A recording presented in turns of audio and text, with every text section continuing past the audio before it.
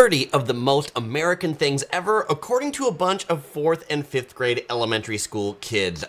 A couple weekends ago, it was Memorial Day weekend here in the USA, and my daughter, the Curious Princess, 5 years old, OC girl, my wife, and I went to the flag display at Newport Beach. They had 1,776 American flags set up for Memorial Day, and within the flags, they had art. They had art that elementary school children in the 4th and 5th grades were asked to draw something patriotic. And as we were walking around this set of flags and this set of elementary school art, the Curious Princess, myself, OC Girl, were looking at it kind of really intrigued by the view of America that 4th and 5th graders have. And so in this video, we're going to take a look at 30 of these pieces of art that were publicly displayed in Newport Beach and pull out some of these interesting insights that kids will have in elementary school about what makes America America.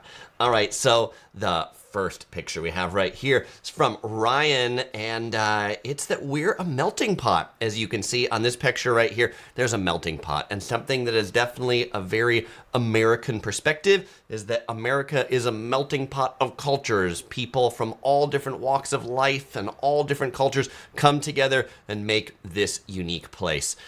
We also see some other things on there. I'm going to make this bigger so you can potentially read the one on the bottom.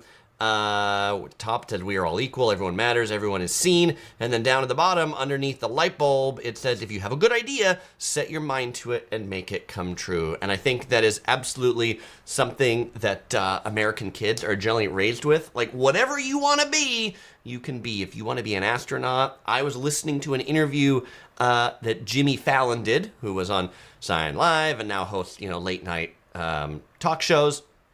Jimmy Fallon's goal growing up was to be on Saturday Night Live. That's it. He said that he made that his life's singular purpose to be on Saturday Night Live, and lo and behold, he made it on Saturday Night Live. And apparently, in his high school yearbook, Jimmy Fallon was voted most likely in his high school to replace David Letterman. And look at that, he did. So, things we generally ask kids in America, we say, well, what is it that you want to be when you grow up? And really try to get them to say aspirational things. The second thing here that's very American, according to elementary school student Maria, is the Statue of Liberty. The Statue of Liberty. We've also got the Hollywood Hills, because we are in California after all, so Hollywood is definitely very American. But the Statue of Liberty, it is this big statue between New York City or between New York and New Jersey. It is a symbol of freedom. One of the most interesting things about the Statue of Liberty that is this great American symbol of freedom is it was given to the USA by France in celebration of American independence. The gift was given in 1886 because it was placed there because nearby there was Ellis Island, and Ellis Island was the first stop for immigrants to the US in the late 19th and early 20th century. One of the things that Laura says right here is that artwork is impressive. This is definitely one of the things I noticed looking around this art is that these 4th and 5th graders, their art as elementary school students is better than my art as an adult. So I was absolutely blown away. I don't know if they in some special arts program or something at their schools, but yes, it was pretty impressive. Okay, the third very American thing, according to elementary school student Mithra, is the Golden Gate Bridge. You see right here, the Golden Gate Bridge in San Francisco. Giant icon, you see that, and you think the USA, California, West Coast in particular. The Golden Gate Bridge is a 1-mile-long suspension bridge that was built in 1937. It's been recognized by the American Society of Civil Engineers as one of the wonders of the modern world. You can walk across it, you can bike across it, you can drive across it, and one of the cool things to do from the San Francisco side is either to walk or bike. Bike probably better if you're going the whole way, and then take a ferry back from the other side to bring you back to San Francisco. I am doing this as a live stream, and I see Kathy on the live chat. She says that she has been to the Statue of Liberty and that it is an amazing place. I agree, it is an amazing place. They sell a limited number of tickets each day to go to it. So if you do want to do that when you go to New York, make sure you book those tickets ahead of time. The Fourth, very American thing from William. We already saw the Golden Gate Bridge.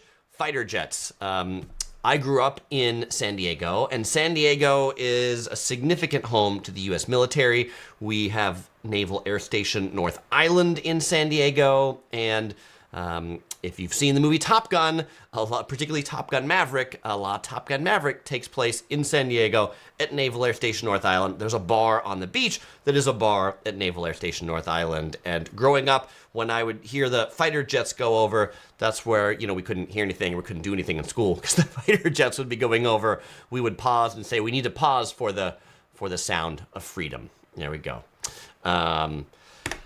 Okay, the fifth thing that is very American, and this is by Heidi, is the continental United States right here. This image, I think, is an image that many people have of the USA. This picture of the 48 states that we call the continental United States because it is on the North American continent. It is also sometimes abbreviated as CONUS, C-O-N-U-S, continental United States. Of course, there's a couple more states that aren't on this map, which you often see drawn on real maps in tiny little corners. We've got the state of Hawaii, which is off in the Pacific Ocean, 6-hour flight away from Los Angeles. And then we've got Alaska, which you got to go through Canada to get to Alaska. But the U.S. has many territories that are far-flung from the continental U.S. Puerto Rico, one of them. Guam, another one. Guam is a really interesting part of the USA because it is actually closer to Japan than it is to any other part of the USA. There are actually no flights from the mainland, we call this the mainland too, from the mainland of the USA or the continental USA to Guam. If you want to fly to Guam, you have to fly from mainland USA to Hawaii and then 6 more hours on to Guam, or you can fly from mainland USA to someplace like Tokyo or someplace like Seoul, where it's then about 3 or 4 hours on to Guam. Janelle comments that this one is beautiful too. I know, aren't they amazing artists? And you will often hear this phrase, see this phrase written, God bless America, something that politicians, presidents often say when they give their big speeches, particularly inauguration speeches. In the chat, Kathy here says we drove over the Golden Gate Bridge in the fire engine. In a fire engine? Did you take like a fire engine tour or something, Kathy? Like how did you end up with that? That's cool. And Emmett is in Alaska right now. All right, shout out to Alaska and Emmett. I hope you're staying warm in Alaska. Okay. Whoa, that was so not the button that I was looking for. That was funny. Okay. Let's bring these pictures back up again. The sixth very American thing, according to Geo Bryan, elementary school student, is NASA, the North American Space Agency. Hopefully I got that acronym right. Nobody ever spells it out. Everybody just refers to it as NASA, but that is the part of the U.S. government that is focused on building things to go to space. Certainly the first people to walk on the moon were put there on the moon by spaceships that were built out of NASA. Tons of movies about NASA. If you come to the USA, tons of the big attractions in the USA are about space exploration. Some of the biggest areas for space tourism in the USA is in the Los Angeles area. There's a lot of the space industry here. The West Coast launches are out of Vandenberg Air Force Base on the West Coast. That's where SpaceX launches a lot of their stuff from. That is near Santa Barbara. Texas has a lot of space stuff too. You've certainly heard the classic phrase, Houston, we have a problem, because that's where Mission Control is, and you can tour Mission Control and those bases there. And then Florida is often known as the Space Coast. That is where the manned missions to space were generally launched out of in Florida. Yeah, and my floating panda, a lot of people say floating panda, floating topher. Laura helps me out that it's the National Aeronautics Space Agency. All right, that's good. Thank you, Laura. I should have wrote out that acronym before, so thank you very much for helping me out there. If you like space, a couple great places to see space stuff in the USA. Probably the best space like museums is in Washington, D.C. at the Smithsonian National Air and Space Museum. They have one on the National Mall, which is near the White House and the Capitol Building and all the big museums. There is a second one that not as many people know about that is over by Washington Dulles Airport. That's actually the bigger one, so you'll see a lot more space stuff there. And if you come to Los Angeles not by the University of Southern California, but at this place called the California Science Center, they are actually reconstructing a shuttle, a space shuttle, just like this. They've got the tank and they got the people part and they're making it up right, and it's going to look just like this that you can visit for free in Los Angeles because the museum it's at is free. Okay. The seventh very American thing by elementary school student Brandon here is where, in addition to space, we get this phrase up here that says, America, where anything can be accomplished freely. We heard a little bit of that phrase before, that you can be anything you want to put your mind to, but this kind of general notion that kids have when they are growing up, that like the sky is the limit of the things that they want to do, and this astronaut has the Statue of Liberty guiding him as he heads out to the moon. The eighth very American thing, and there's, by the way, there's a lot embedded in this one. Valeria put this one together. I think, in my mind, for storytelling perspective, this one, like I learned things about America by looking at this particular piece of art. And we're actually gonna like zoom in to some of these different parts of this so we can see bigger. So this is, if you look at this is the upper right hand corner of her piece of art, where she talks about popular foods in the USA. So what do 4th and 5th grade students say are popular foods in the USA? We've got cheeseburgers. I like cheeseburgers. We've got macaroni and cheese. The Curious Princess, she loves macaroni and cheese. We've got pizza. Curious Princess loves her cheese pizza. We've got pork ribs. My daughter's not such a fan, I think, of the pork ribs. She does like pork. I don't know about pork ribs, but pork ribs are very, very American. Grilled cheese sandwiches, 2 pieces of white bread, yellow American cheese in the middle, butter on the outside, grill it in a frying pan. There you go. Classic kids meal. My daughter loves that. We've got fried chicken. Who doesn't love fried chicken? And we've got French fries. And we have hot dogs. And then finally, chicken nuggets. At McDonald's, I think more kids today probably like the chicken nuggets from McDonald's than they like the hamburgers from McDonald's. Certainly, Chick-fil-A, also a big producer of the chicken nuggets. So it's me, Laura, in the chat says, I agree with all of these food items, and now I'm having some late night cravings. Laura, apparently you like what 4th and 5th graders like too, which is nothing wrong with that. They're all solid foods. Brandon says nothing wrong with that. Codge Full of Love says I could go for some pork ribs. All right. Continuing on, Valeria here talks about the national animal. Did you know that the national animal of the USA is the bison? You know what? I've seen a lot of pictures of bison. If you would have asked me that question before looking at this piece of art, I don't think I could have told you that bison was the national animal. Sports. What are some of the most popular sports in the USA? The most popular sports in the USA are football, soccer, baseball, and basketball. The thing that's really becoming popular in the USA now is pickleball, which is a play on tennis, where you get like instead of a normal tennis ball, you get more of like a wiffle ball. I don't know. I've yet to play pickleball, but there's a big controversy about lots of courts being converted to pickleball courts, and then the noise that is generated by the pickleball courts, because apparently hitting these wiffle balls makes a lot more noise than a standard tennis ball does. Valeria also tells us about the national flower, that the rose is the national flower of the USA. That some of the famous companies in the USA are listed right here. The one going from left to right that I think is funny that is first on this list is Panda, which you might know as Panda Express, appropriate for this channel as the Panda. But it was Panda Express is like the biggest Chinese chain in the USA. Panda Express used to be called Panda Express. I think now it's actually just called Panda. But they started with a sit-down restaurant called Panda Inn. One of them was in San Diego, in downtown San Diego, Horton Plaza. Like Pasadena, there were like a few in LA, and I grew up eating at Panda Inn before they opened Panda Express. And they opened one of the first Panda Expresses in Horton Plaza in San Diego, brought their orange chicken out there that they really made famous in the USA, and the current most profitable Panda location is in Hawaii, in Oahu, in the Ala Moana Mall. Going down the list of Panda is Cane's, often referred to as Raising Cane's. Raising Cane's is a chicken tender chain.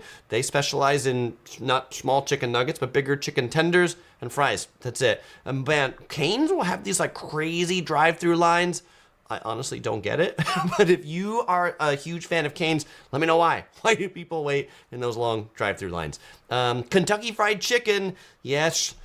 KFC, some people call it KFC, but it's really Kentucky Fried Chicken. That's what it was called. Amazon, famous company. Wendy's for burgers. Chick-fil-A, Chick-fil-A has a couple reputations in the USA. One, as a place for solid chicken sandwiches, but second, as a very Christian company and Christian restaurant. They so believe in their Christian values that they close on Sundays. In-N-Out Burger.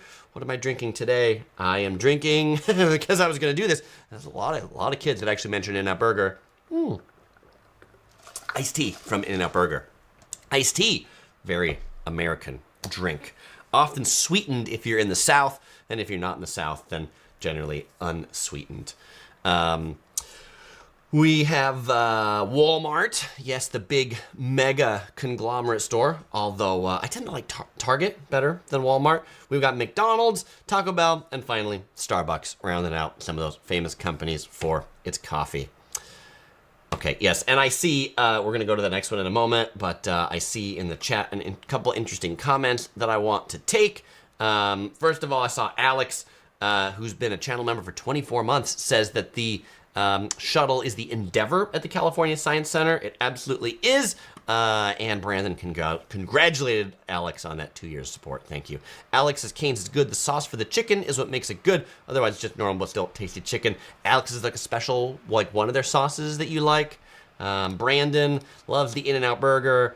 Danielle, she likes her In-N-Out Burger animal style. All right, that is yes. You get your hamburger and then you ask for an animal style. If you get your hamburger animal style In-N-Out Burger, when they're grilling the meat patty, they grill mustard into it. They also put grilled onions and they put pickles on it, and they give you some extra like spread, and it's all got a little stuff, so it's kind of messy. That's why they call it animal style. All right. So we went through a few different numbers there on that one, so we are now up to 13. The 13, very American thing. What's on here? In-N-Out Burger. Thank you very much, May. May and I could totally be friends, so there we go. Okay. The 14th, very American thing. We see a few things we've already seen here. We see Hollywood. We see an early version of the American flag, but in particular, Heidi puts McDonald's. It was interesting to see what different kids put down. A lot of kids put down hamburgers, and they really alternated when they drew a single picture. They alternated between McDonald's and In-N-Out Burger. That was it. Nobody drew pictures of Wendy's, Burger King, Five Guys, Shake Shack. Those are all burger places, but they don't rise to the zeitgeist of the American burger. All right.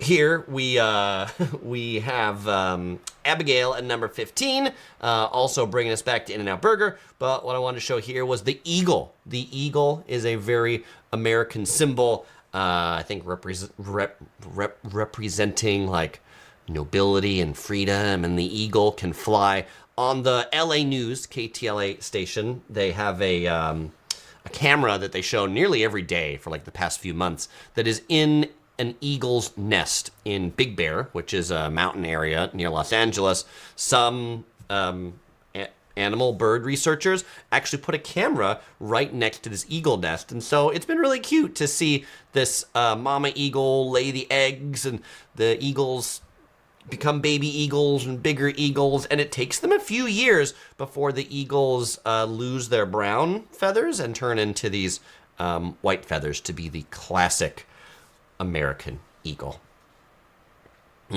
Brandon says, I see that kids put the original rendition of the U.S. flag over the 50-star version. Yeah, there's a lot of those original renditions, and the original renditions, when you see it on here, is the one that has the ring of stars instead of this that has the dot of stars. That ring of stars was intended to represent the 13 original colonies. Okay. Kathy in Australia had Mickey D's for lunch yesterday. How was it, Kathy? What's your go-to burger at Mickey D's? Brandon had McDonald's for lunch today. And Deanna says, I've been watching those eagles on YouTube since they hatched all the way from Australia. That's very cool, Deanna. I love that we can watch those eagles all over. Larry says, my wife is obsessed with watching the family of bald eagles in Big Bear too. Super cool, Larry. And Alex is very excited that they're opening In-N-Out Burger about a mile from his house near Portland Airport. Emmett loves the smell of McDonald's. And Lauren says her family's on board with Valeria's picks, including a soon-to-be 5th grader. Awesome, Lauren. Okay, let's move on to our next student here. We've got student Victor. Victor brings us to number 16. We just generic cheeseburger up there, but I do appreciate that the cheeseburger is behind the American flag. Here we've also got fast food. Some of the unique things over here in the fast food. We've already talked about McDonald's, Burger King. We talked about Panda. Victor has added Domino's Pizza. Interesting. I would say there are 3 big American pizza chains in my mind. In my mind, there is Pizza Hut. Actually, there's probably four big pizza chains in my mind. Number 1, Pizza Hut. Number 2, Domino's. Number 3, Papa John's. And number 4, Little Caesars. And, you know, each one of these chains has really, like, waxed and waned in their popularity. Growing up, used to eat a lot of Pizza Hut pizza. At my high school, they had Pizza Hut pizza. You could get a personal pan pizza from the school cafeteria for $2. And I think for maybe my 7th and 8th grade years, I like entirely subsisted on Pizza Hut pizzas for lunch. And then in my 9th grade year, where I went to 9th grade, they didn't have the Pizza Hut pizzas anymore, but they had Taco Bell bean burritos. And so then I started eating a lot of Taco Bell bean burritos. Couple other American things that we see on here. We see the Grand Canyon, one of the natural wonders of the world, and truly one of those great sights to behold. Only problem with visiting the Grand Canyon, it's just so far from anywhere. But big cities that are nearby, Las Vegas or Phoenix, if you're visiting one of those, great to visit the Grand Canyon. If you do plan to go, I got a whole travel guide. Plan to stay more than just a day trip. It is worth a overnight stay, definitely. Kathy says Pizza Hut almost disappeared in Australia. Not many stores. Yeah, I feel like Pizza Hut is definitely on the dwindle down. Alex's 90s Pizza Hut was elite. They've all gone so downhill. It said, related to going downhill, and I guess on its downward slope, I remember my mom and I, when I was younger, we wanted to get some pizza, and there was a Pizza Hut in San Diego where I grew up, and we went to this Pizza Hut, and my mom stayed in the parking lot. I went in to order the pizza, and I said, "I'd like a medium pepperoni pizza." Oh, we're out of dough. Sorry. You're out of dough? You're Pizza Hut, and you're out of. How can you be out of dough? Like, if you're out of dough, why are you even open? What do you sell if you don't sell pizza anymore? They didn't sell anything. I don't know why they don't just close if they don't have any dough. But yes, you know that you're on the down slope when you don't have any pizza and that's all you sell. Pizza Hut and Little Caesars over Domino's. Laura loves Round Table as a chain pizza. Round Table is another Pizza Hut chain, not nearly as big as the other ones. Larry says, thanks for your guide of the Grand Canyon. Awesome, Larry. Glad to hear you found that useful. Okay, let's go on to our next piece of art right here. The 17th very American thing, according to Johanna, is some of our famous Americans. Up in the upper left, we have Martin Luther King. He is famous for African-American rights in the USA, the civil rights movement, particularly his I Have a Dream speech. We've got George Washington, the first president of the USA, who famously didn't actually want to be president, but people are like, George, you gotta, man, you're in, you gotta do it. If you're in Washington, D.C., it's also cool to pay a visit to George Washington's house. It's kind of a day trip spot from Washington, D.C. We've got Benjamin Franklin over here, who he is holding a kite because they say, you know, Benjamin Franklin is famous for having, like, discovered electricity from a lightning bolt hitting his kite. We have a couple other famous Americans down here at the bottom. I need to probably get rid of myself so you can see it. I can't read the one. We know this is Statue of Liberty, but I think that's probably Sacagawea, a famous Native American. And we have Amelia Earhart, famous pilot. And then Rosa Parks, also famous in the civil rights movement for not giving up her seat on a bus. 18th very American thing is Sedona. I thought this was funny. Axel here must have just recently taken a trip to Sedona. But I will agree that Sedona has a very like American look and feel to it. If you have not seen my Sedona travel guide, check it out. The red rocks in Sedona, really beautiful, really great hikes. Some of our daughter's favorite hikes of anywhere she's been to. She always talks about wanting to go back to Sedona to go to those hikes. Also, Sedona is very like hippie, spiritual, new age-ish. And so I think that the whole, like, there are these like energy vortexes, they say, in Sedona that help with healing, which is like the whole metaphysical healing art is a very like American artsy elite enclave thing. Alex says where George Washington lived, near Washington, D.C., Mount Vernon is beautiful. That's the name of George Washington's former house. Okay. The 19th American thing, according to Austin, we have a couple stores right here. We have arcades and we have pizza. We've already talked through pizza. Yes, there are lots of pizza restaurants. I will say probably the trend of pizza in the USA now is not the things we've talked about previously. It's not the Pizza Hut and the Domino's, but it's much more like upscale pizza. I feel like New York pizza by the slice is definitely making a run across the USA. And then I also think the Neapolitan style, like, hey, let's actually sit down and have a good pizza is becoming popular. And then finally, there's a lot of these fast fire pizza chains, Pyology, Blaze Pizza, Mod Pizza, that are basically like a Subway sandwich or a Chipotle, except pizza, where you pick a size, you pick what sauce you want, you pick your toppings, and like as you do that, they just push it down the line as you see all the stuff that you want to put on it, and then it is a dough that cooks really fast. Like the dough cooks in like 3 minutes in the oven that they have. And so that way you can walk down the line. You can kind of have it like cooked while you pay for it. And pretty much by the time you're done, here you go. Here is a pizza. Kathy really likes Grimaldi's pizza. If I'm going to go to a sit-down pizza place, I am in for Grimaldi's. But on the note of arcades, very American. I grew up spending a lot of my youth in arcades, and even spending a lot of my adult life in arcades. I like arcades. I like video games. I liked a lot of the fighting games when I grew up. Street Fighter, Mortal Kombat. I enjoy the driving games in the arcades. I enjoy pinball machines. My dad got me into a love of pinball. For those who don't know, my dad actually used to repair pinball machines and jukeboxes. And in my adult life, but started when I was younger, when I was 16 years old, this silly arcade game from Japan came to the U.S. called Dance Dance Revolution, and I was hooked on Dance Dance Revolution ever since.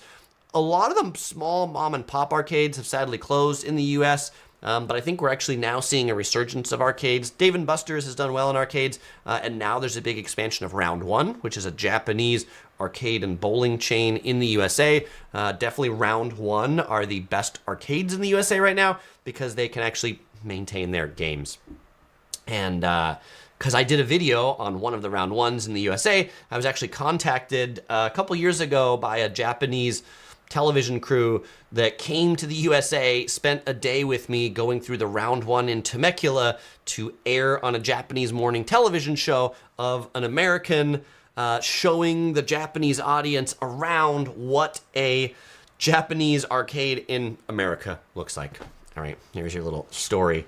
Paso was a pinball wizard at the bowling alley. Paso, were you? What were your favorite pinball machines? Some of my favorite pinball machines to this day. If I ever see a Medieval Madness pinball machine, I am going to stop and absolutely play that. Alex says you can find a video of Chris doing DDR, classic Yellow Productions. Yes, if you search for Yellow Productions DDR, you'll find a few videos of me playing Dance Dance Revolution. In fact, Brandon says Chuck E. Cheese, Dave and Buster's in round 1. I've spent a lot of time in there. Bon Bon says round 1 is so fun. Awesome round 1.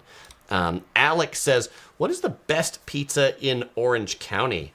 I don't know. So, Alex, my favorite pizza in Orange County is Pizzeria. Is it Pizzeria or is it Pizza? One of the two. Pizza 900. It is in Lake Forest, so it's just inland from Laguna Beach. They're closed on Sundays, so don't go there then. My favorite pizza there is called the Grand Edo Siciliana Pizza. This is a Italian Neapolitan style pizza place, and it just has some like really good spicy meats with some like honey on it, and it's just really, they roast garlic in-house for the pizza, so Pizza 900 in Lake Forest is my pizza jam. Okay. And on the pinball front, Paso really likes to play the Evel Knievel pinball machine. All right, very good, Paso. Let's go on to Very American Thing number 20. Harper right here. We have what looks like clouds, so it looks like heaven, but the thing that I interpreted from this, and I don't really know because it's art, but one of the things I took away from this were fires. And if you grow up in California, it does feel like America's on fire a lot. Certainly if you follow the news, like big fires in Los Angeles, like crazy. Like Pacific Coast Highway through Malibu was closed for months because of the damage. The beaches are still closed. The houses still aren't rebuilt. And so fires are definitely a fact of life in America, particularly in California. 21st American Thing by elementary school student Damien is Alcatraz Prison, a very famous prison. This is an interesting contrast between the Statue of Liberty at Ellis Island, which is this island where people would come to the United States. Alcatraz is this famous prison in the San Francisco Bay that was built on an island in the middle of the bay to be like the unescapable prison. Alcatraz is open for tours. It's another one where you got to take ferries from San Francisco to go to the island to see it. There's only one company that operates the ferries that'll take you to Alcatraz, so you can walk around and see the tour. So if you actually want to go to Alcatraz, make sure you're buying a ticket that actually lands on the Alcatraz island. There are tons of ferry companies that offer what I'll call very deceptive Alcatraz cruises that only take you by the island to view it, but don't actually take you on the island. Kathy has been to Alcatraz. Yeah, I think Alcatraz is a really interesting place to walk around.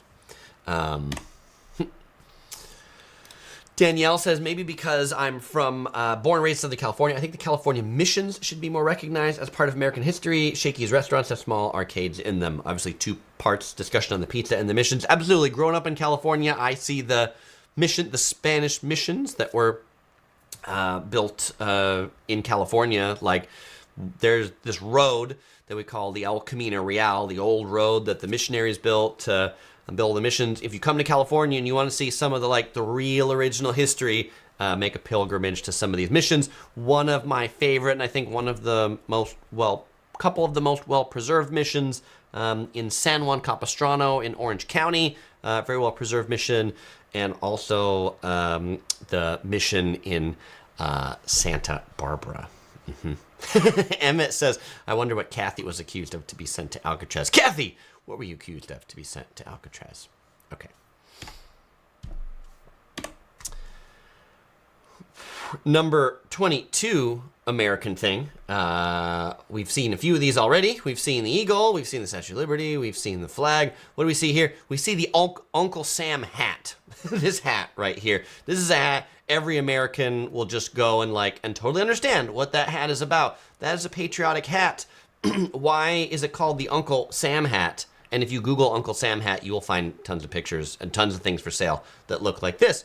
It's called the Uncle Sam hat because there was this famous recruiting poster made for the U.S. Army. I want you for the U.S. Army by this guy, Uncle Sam. And so a lot of people refer to like the U.S. government as Uncle Sam. You know, Uncle Sam wants my money. Uncle Sam, like taxes. Uncle Sam, this and that. Uncle Sam is the like embodiment of the U.S. government. But it's interesting. His hat doesn't actually look much like this. but still a lot of people would draw it like this, or even in their head think that his hat looked like that. That image of the hat is from the New York Yankees logo that has that patriotic hat right on top. All right, so if you were in the USA, you know, at July 4th or something like that, seeing fireworks, a hat like this would be very appropriate to wear on top of your head. You know, if you are in Germany, it's very appropriate for Oktoberfest to wear leather pants with suspenders. We don't really have any like classic American, like global American culture costume like that. But something like this, the red, white, and blue as the flag, something people wear a lot. I think it's often something that people say is like another very American thing, that they come to USA and like there's a lot of flag clothing. You will see a lot of flags. And Michael says taxes are very American. Taxes are very American.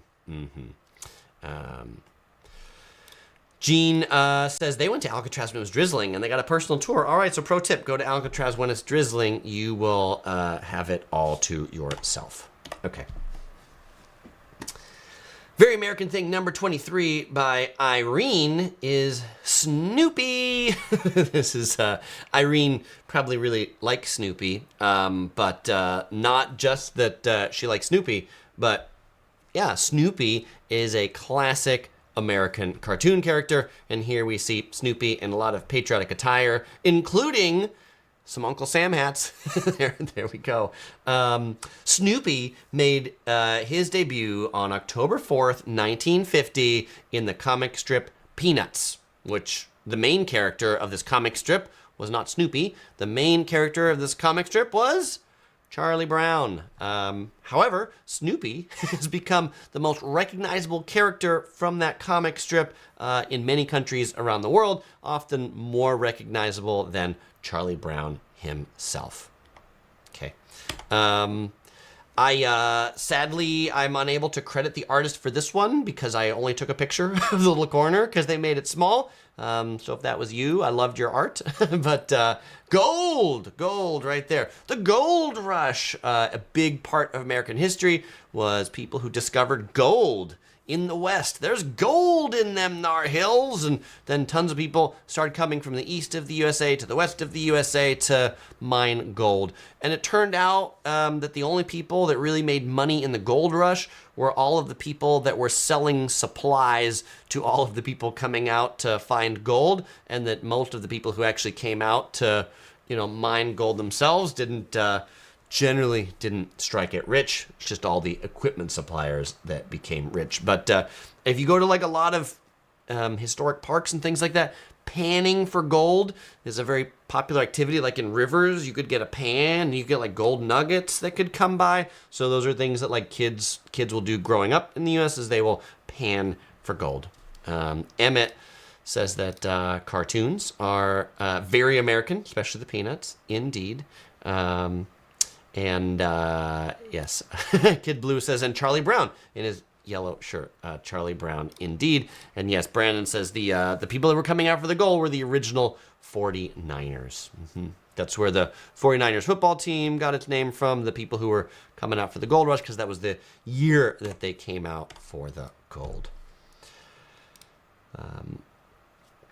25th American thing comes to us from Brooklyn, not the city, not the neighborhood in New York, but the name of the student is Brooklyn. I was trying to push this button right here. We see freedom, but we also see wind farms. The USA is definitely on a big like renewable energy trend or kick, and so particularly if you're here in California, going to Palm Springs, you will see tons and tons of these wind farms. If you go out to Las Vegas, they won't be wind farms, they'll be solar panels, miles and miles of solar panels, some places as far as the eye can see. The 26th very American thing are patriotic gnomes. This is an interesting one. This is by Lily here, and we see this gnome right here in the middle. This gnome was something that, like, I saw so many gnomes. So many students were painting these gnomes, and you know, when I Google patriotic gnome, there's like all these places on Etsy, all these artists that sell patriotic gnomes. And I never knew that patriotic gnomes were a thing. I know like garden gnomes are a thing, but apparently this is something I learned throughout this, that patriotic gnomes, very American. All right, thank you for that. Okay. Whoop.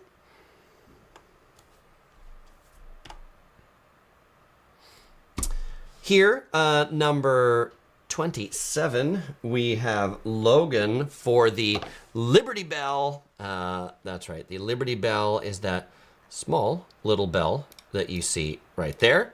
When you see it right there, it's the bell that has the crack in it. I don't know why this isn't working today. I have circled the Liberty Bell, but the circle doesn't come up on the screen. Just no. Circle there. Okay. Do you see that bell? That bell right there with the crack in it? Yeah. So the story behind the Liberty Bell is that the Liberty Bell is this bell that is in Philadelphia. And legend has it that this bell was rung following the unanimous adoption of the Declaration of Independence on July 4th, 1776. And then the bell, you know, through some period of years, had a crack in it. The bell's become a symbol for freedom in the USA. It's now in like a special national park museum in Philadelphia just to go like see the bell. Anyway, like researchers, academicians, academic people actually don't believe the bell was rang on July 4th, like this legend that everybody made about it. But it turns out that it was likely rung 4 days later on July 8th, when there was a public reading of the Declaration of Independence. So there's your little thing about Liberty Bell. If you ever saw pictures of Bell that had a crack in it, there you go. Number 28 from elementary school student Lexi. We've got a few different things here. We've got fireworks in the center above the Golden Gate Bridge in San Francisco. We've got the Statue of Liberty up at the top. But the two new ones that we haven't seen yet, we've got the Gateway Arch in St. Louis. The Gateway Arch in St. Louis, what is that famous for? The Gateway Arch in St. Louis is a 630-foot tall monument in St. Louis, Missouri. It is built of stainless steel, and it is the world's tallest arch. It's been built as a monument to the westward expansion of the United States and officially referred to as the Gateway of the West. So now, of course, there's a little question about, was St. Louis actually the gateway to the West? I don't know. But in St. Louis, there are tons of businesses ever since after this was built that have gateway in their title and also arch. And then right below here, we see the Lincoln Memorial. This is one of the big memorials in Washington, D.C. To President Abraham Lincoln that was famous for abolishing slavery across the USA. So when you're in Washington, D.C., definitely check out the Lincoln Memorial as one of the more significant ones there. Okay. 29th very American thing by Everett is the White House. We also have the Liberty Bell, and we've got the eagle up there who says, "In God We Trust." But the White House is where the President of the United States lives in Washington, D.C. It is possible to take tours of the White House. You have to reserve them well in advance. You reserve them through like senators and Congress people through their websites. It's not super straightforward to take a tour of the White House. Honestly, it's not that great. I've done the tour of the White House. You don't get to see that much of it. The tour of the Capitol building, in my opinion, is much more interesting than the tour of the White House. So if you have limited time in Washington, D.C., you're coming from somewhere else, I wouldn't waste your time on trying to get a tour of the White House. And the 30th American thing by elementary school student Richard is dinosaurs. And when I was looking at this with my daughter and my wife, OC girl, she said, I just think Richard likes dinosaurs. And I bet Richard does like dinosaurs. But let me tell you, dinosaurs, very American, like love of dinosaurs. American kids love dinosaurs. The Curious Princess right here. This was her Halloween costume a couple years ago. Dinosaur costume. There we go. That was a lot of fun to walk around in. And here we are in Cabazon, which is near Palm Springs, at the world's largest roadside dinosaurs. These were originally called Claude Bell's dinosaurs. Now they're called the Cabazon dinosaurs. They have two enormous dinosaurs. Dinny the dinosaur, which is the Brontosaurus, and then Mr. Rex that's there in the back. Dinny the dinosaur is so big it has a gift shop inside of it. You can see next to its hind leg there's actually a window. That's a window in the gift shop, and you get up into it through one of the legs is where the staircase is. They're huge. They're visible from the road. The Brontosaurus is 150 feet long, and the Tyrannosaurus Rex is 65 feet tall. You can go in the mouth of the T-Rex and look out. And if you are a Pee Wee Herman fan, these dinosaurs made their most famous appearance in the movie Pee Wee's Big Adventure in 1985. Why were these dinosaurs built? The sculptor and theme park artist Claude Bell began construction of the dinosaurs in 1964 with the goal of attracting more customers to his nearby restaurant known as the Wheel Inn, which was open from 1958 to 2013, since closed. These dinosaurs are now owned by some other people that basically just operate them as a tourist attraction. The Brontosaurus, anybody can go in to go to the gift shop. You don't have to pay admission, but if you want to go into the T-Rex, you have to pay admission to go in and see the T-Rex. All right, fellow explorers, now you know what American kids think is very American. Fellow explorers, it is now Q&A time. If you've got a question, I've got an answer. And it is now Q&A time. So you got a question about America, about dinosaurs, about the meaning of life? Now is the time to ask.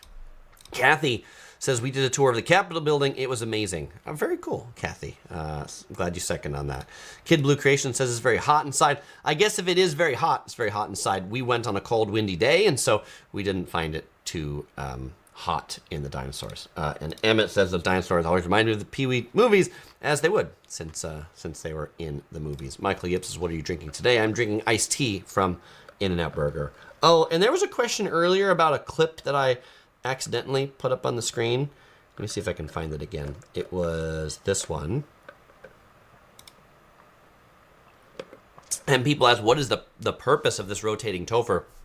When I do my hotel reviews and I put up 1, 2, 3, 4, 5 tophers, this is how I did it. So I had a green screen behind it, and I have this levitation thing that has like a magnetic levitator with this magnetic puck on the bottom.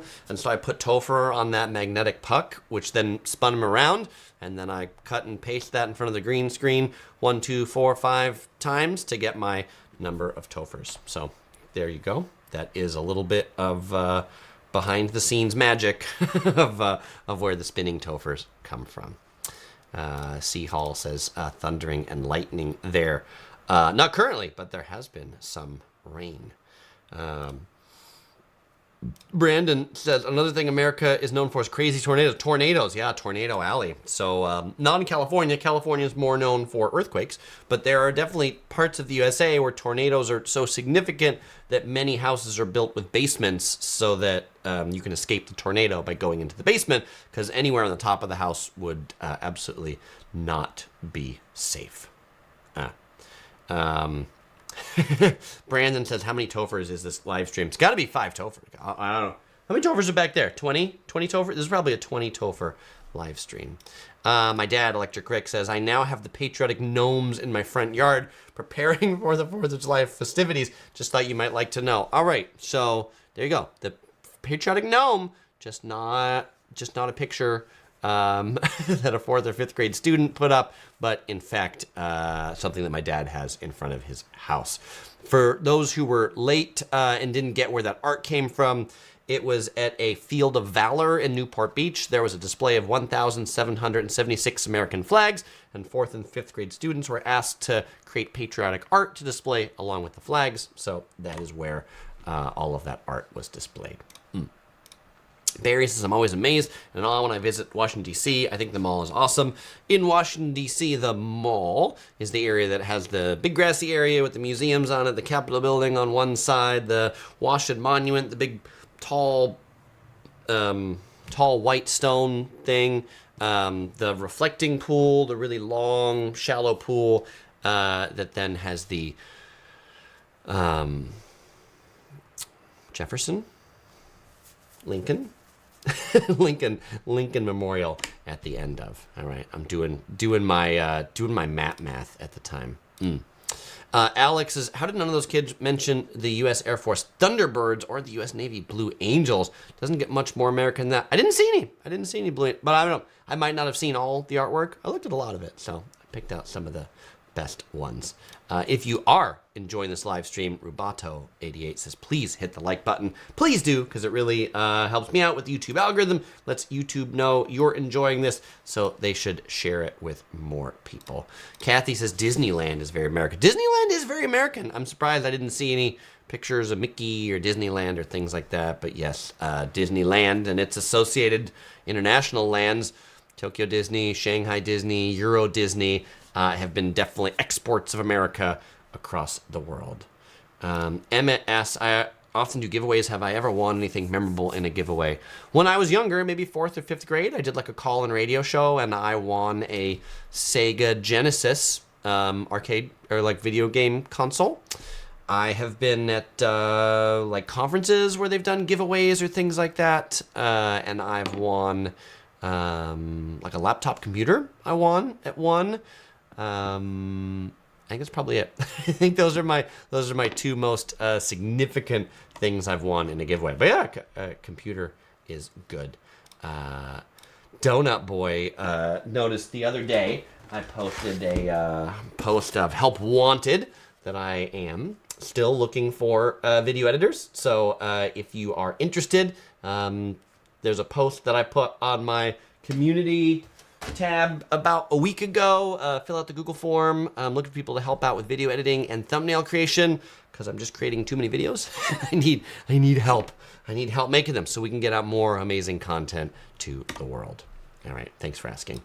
Jonathan says, what does being American mean to you? Oh, that's deep, Jonathan. I can't draw very well, so I don't know that I've really pondered about like what being American means to me. But I will say that, and so this is a roundabout answer to that. Like I should have like a short, pithy answer to this being my live stream and some profound thing to say at the end, but I wrote no profound things at the end of my bullets. I think that to me, I do feel like America is the land of opportunity, and it's the land of the opportunity is what you make of it, though. And so that's what like being American means to me. That it means that if I want to do amazing things and experience amazing things and all this, then I have to make them happen because they won't happen by themselves. But yeah, there we go. I also, I think it's neat living in Southern California that like people from all over the world come here. And there's lots of places in the world where lots of people all over the world come. But this past weekend, I was doing some videos in Venice Beach and Newport Beach, and I ran into fellow explorers from Toronto, Canada. I ran into fellow explorers in Venice Beach from Austria, not Australia, Austria. Ran into some fellow explorers from Mexico. And so just like, and they were all here on vacation, but to me, this melting pot. And I think Southern California in particular, like what I love about Southern California is I love just the diversity of the food here. Like you can get pretty much most world ethnicities of food in Southern California. I shouldn't say all because maybe you can get, well, All is very broad, but a lot. And you can get a lot of it fairly inexpensively. You know, in New York City, you can get a wide variety of things too. It's just it's just going to cost you a lot. So that's what I love about living in Southern California. Rubato isn't YouTube American. YouTube is absolutely American, but you know, available anywhere in the world. I mean, I love that we can do this right now. Like, this is like the thing of the world that is so different than 20 years ago. You know, 20 years ago, I could not sit in my home studio and talk to 100 people from all over across the world. We have people on in the U.S. from Alaska. I'm sure we've got people on from Hawaii. We've got people on from Australia. We've got people watching in Malaysia. And I think that's just so like such a special thing that we've never been able to do before. I would have never met, known. And I know many of you through your little thumbnails. Larry says the quality of the variety of food in Southern California is special. I agree. I think so. I think it is. Janelle from Canada over here. Thank you. I should have mentioned Canada, definitely. Thank you, Janelle, for representing Canada. Kathy says, I've noticed you put out a video every day lately. It's probably going to taper off here soon, but kind of like for the beginning of summer, I was trying to get out like a bunch of summer content because I'm like, oh, Venice, Santa Monica, these sort of things. People are going to be interested in that stuff.